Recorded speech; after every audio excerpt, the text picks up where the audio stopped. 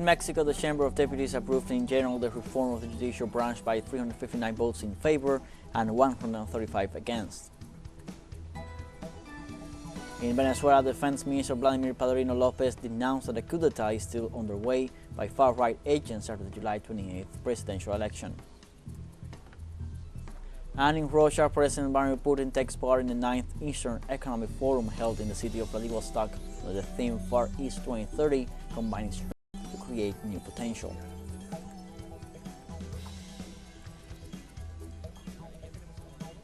Hello, welcome from the South. I'm Luis Alberto Matos from the teleSUR studios in Havana, Cuba. We begin with the news. The Mexican Chamber of Deputies approved in general Wednesday the reform of the judicial branch by 359 votes in favor and 135 against after a session that lasted 11 hours. The session took place in an alternate headquarters due to protests that tried to prevent the session. The reform aims at democratizing the judicial system in the country by, among other things, establishing the election of ministers, judges and magistrates and other public positions through popular vote, as well as the reduction of their term in office. Furthermore, under the principles of Republican austerity, it intends to put a stop to the excessive and onerous expenses of the judiciary.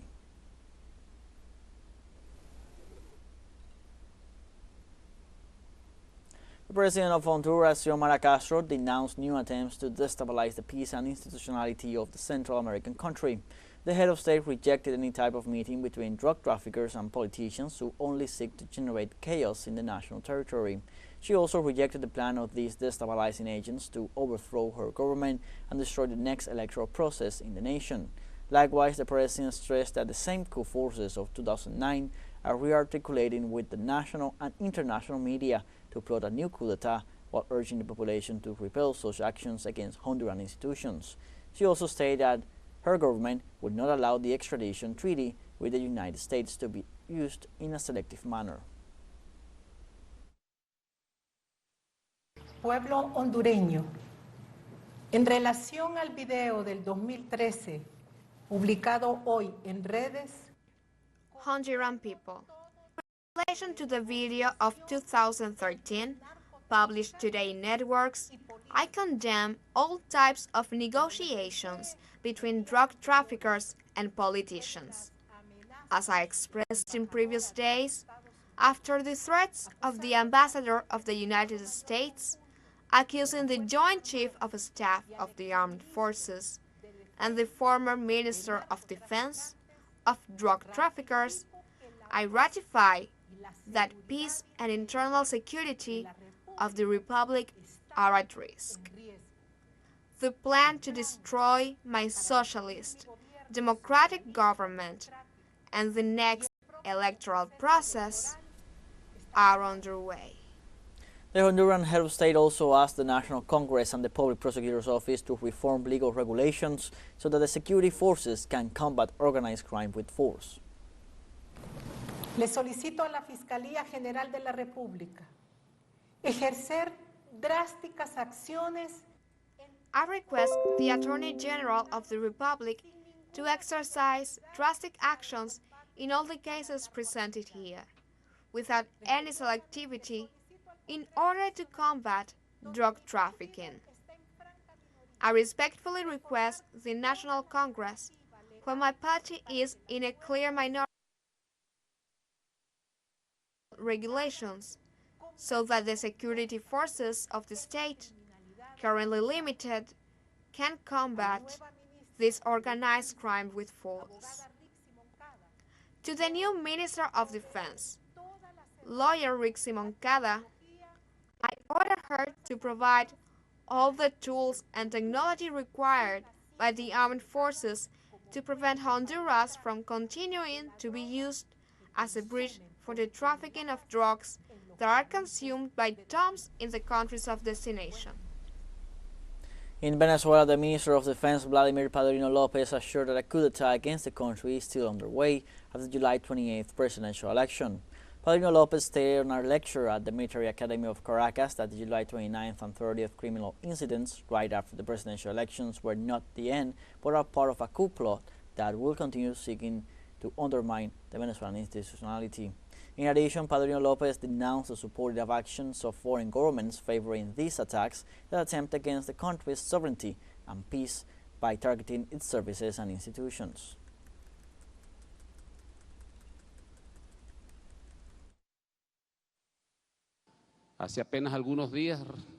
Just a couple of days ago, on Friday, we received an attack, one of those of the fourth generation and the fifth generation of warfare, an attack on the power grid, which is not the power grid per se, but it is the water, the communications, everything that implies stopping a country and taking away its electricity. We have just seen it, and therefore, he draws as conclusions this is a coup d'etat, which has not ended as it is still underway.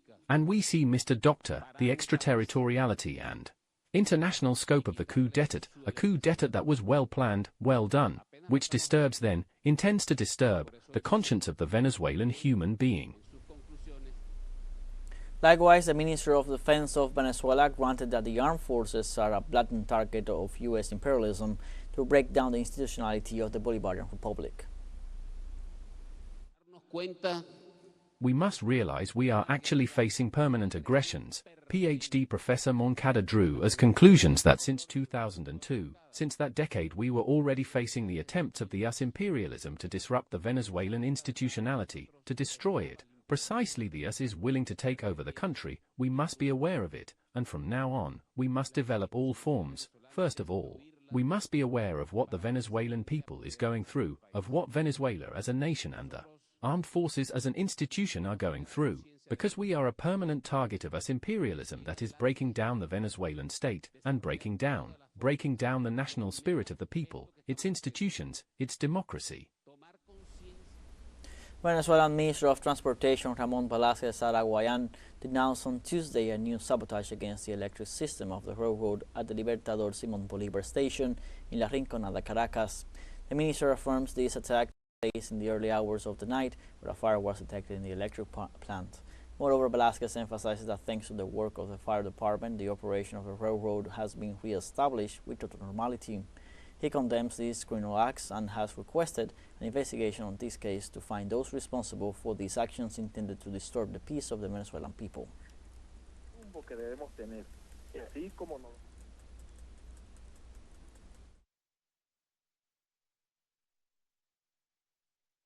Nosotros condenamos desde el Ministerio del Poder Popular para el Transporte, condenamos estos hechos. From the Ministry of Transportation, we condemn these events. It is not a way to do politics. These are actions that disturb the peace of a people that is determined and clear about the direction we must take. As our President, Nicolás Maduro, the leader of victory, calm, and sanity, has indicated to us. We will continue moving forward to prevent the extreme right from affecting the tranquility of the Venezuelan people. We are already requesting and organizing the necessary investigation to consolidate this accusation that we are making public today, and to find those responsible for this act, who seek to affect the tranquility of the Venezuelan people. But they have not succeeded and will not succeed. Let's now take a short break, but remember you can join us on TikTok at teleSUR English, where you will find news in different formats, news updates, and much more. We'll be right back. Stay with us.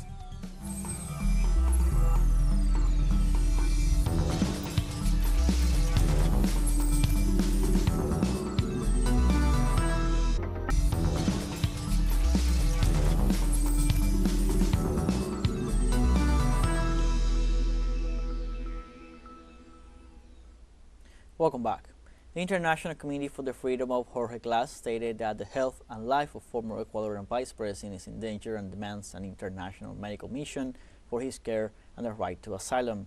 The committee warned on Monday in a press conference and through a press release that Jorge Glass' health is delicate, alleging that the treatments for the chronic diseases he suffers are insufficient. Recalling the violent kidnapping of Glass last April 5th at the Mexican Embassy in Ecuador, the committee alleged that the La Roca Penitentiary Center, where he was transferred to, he does not meet the minimum conditions of health and safety for anybody. And in Chile, the UNITA's 2024 multinational naval exercise, organized by the United States Southern Command and the Chilean Navy, began on Monday in the city of Valparaiso. The operations of the year are carried out between the 2nd and the 12th of September, with the participation of 24 countries, 17 ships, 2 submarines, and 23 aircraft on the coast of the regions of Coquimbo, Valparaiso, and Magallanes. Chilean Vice Admiral Claudio Maldonado expressed that they are very happy to be able to participate in this exercise because it also allows them to show the capabilities and preparation for planning and conducting operations that the Chilean Navy has. In France, in the southern city of Avignon, a 71-year-old man is on trial, charged with enlisting dozens of strangers to abuse his drugged wife. This way, allegations against Dominique Pellicot were exposed in 2020 when he was caught filming women's skirts in a supermarket. During searches, investigators came across thousands of photos and videos showing his wife, Giselle, being sexually abused by strangers recruited via online. The trial, due to conclude in December, holds rape charges against Pellicot and 51 other men who were effectively tracked down, while the number of actual suspects rises to 72. The victim, who was unaware of the abuse that went on for a decade, has asked for the trial to be open to the public, as she wants the shame around these cases to change sides.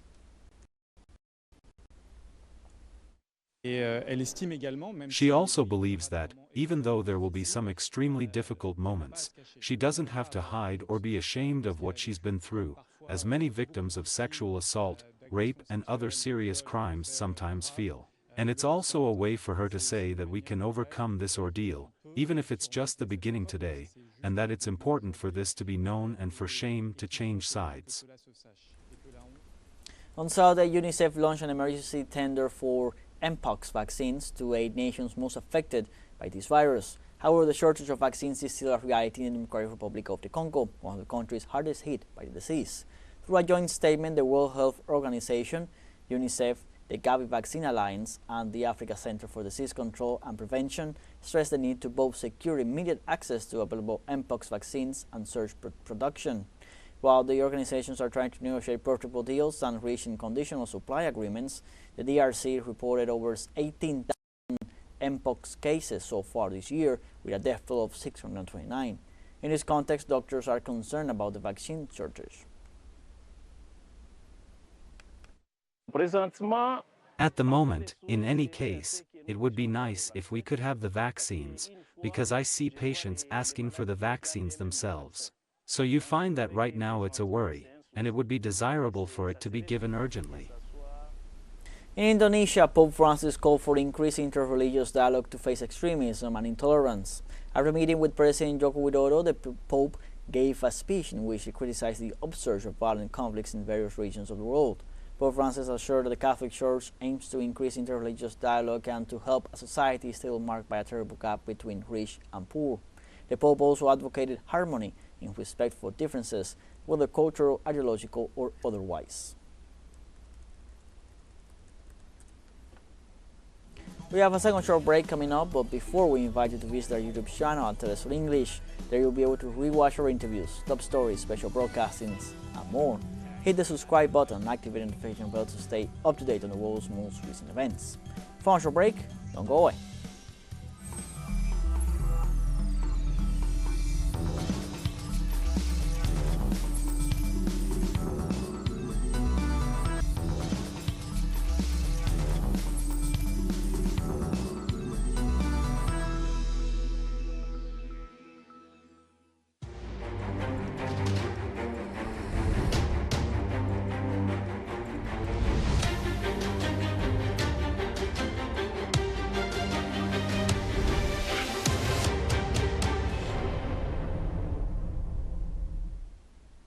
Welcome back. In Palestine, the Israeli occupation forces continue their siege on the Gaza Strip for the 334th day since the onset of its genocide against the Palestinian people. In this context, civil defense teams recorded 1 dead body and 6 wounded after the Zionist regime shelled a residential apartment in the Al-Tufa neighborhood east of Gaza City. In addition, an Israeli attack on a barracks housing a family in Al-Sahaba wounded 4 other civilians. As health authorities reported, more people were injured in other parts of the devastated enclave following drone strikes and artillery bombardments launched by occupation forces. The death toll of the ongoing genocide in Gaza has increased to 40,819 since October 7th. Meanwhile, the Israeli army continues its siege of the occupied West Bank for the 8th consecutive day. At least 33 Palestinians have been killed and 130 wounded since last Wednesday, most of them in Jenin. Israeli military vehicles destroyed the streets of Jenin as part of the campaign of harassment and collective punishment against the Palestinian people. Municipal authorities report that 80% of the city's infrastructure has been severely damaged. Authorities added that at least 30 Palestinians have been arrested since Tuesday night.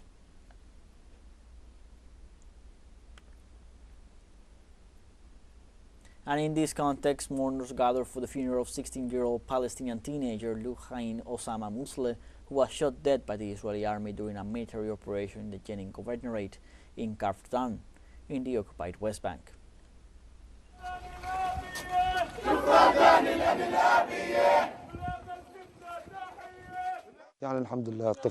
When she opened the curtains, the sniper was in front of her, but she didn't see him. The sniper saw her. A little girl, unarmed, she didn't represent any danger, a bullet to her forehead. She was martyred on the spot. She was 16 and a school student. She had wanted martyrdom since she was 10, and she got it. In the United States, pro-Palestinian demonstrations were resumed at Columbia University in New York.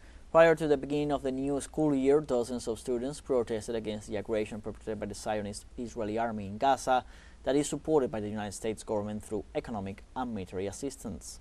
Among the expressions of protest that several students resorted to, the alma mater statue of the campus was stained with red paint in reference to the bloodshed of thousands of Palestinians in the Gaza Strip.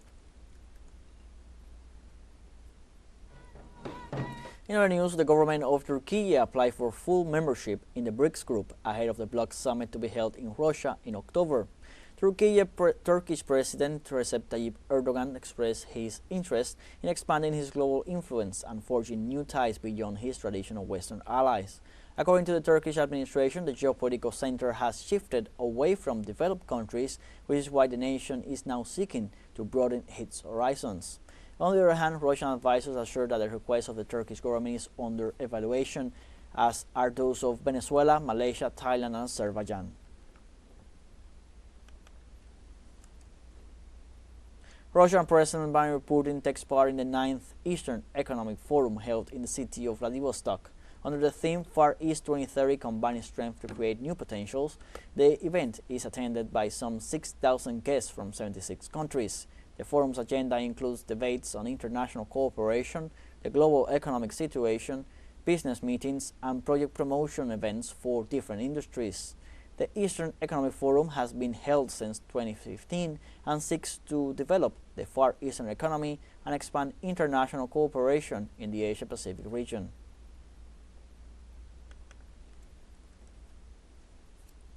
In this context, Russian President Vladimir Putin met with Chinese Vice President Han Sen and stated bilateral relations have reached an unprecedented level. Thanks to joint efforts, relations between China and Russia have reached an unprecedented high level. I hope that during today's meetings and tomorrow's joint work at the Eastern Economic Forum, we will be able to look for and find new directions for our cooperation. Since the beginning of this year, President Xi Jinping and President Putin have met twice and reached a series of important consensuses, which have pointed out the direction for strengthening our bilateral cooperation and planned a new blueprint for the future from a new starting point on the basis of the past 75 years. The 9th Ministerial Conference of the China-Africa Cooperation Forum was held in China, laying the groundwork for the opening of the summit in Beijing. The ministers of Foreign Affairs and the 53 African member countries of the forum were among the more than 300 attendees of the meeting. Since the 8th Ministerial Conference held in 2021, the two sides have implemented joint outcomes that include 9 programs prioritizing China-Africa development and cooperation. Among other objectives, the event seeks to promote the alignment of the African Union's Agenda 2063 with the Belt and Road Initiative and other projects presented by China.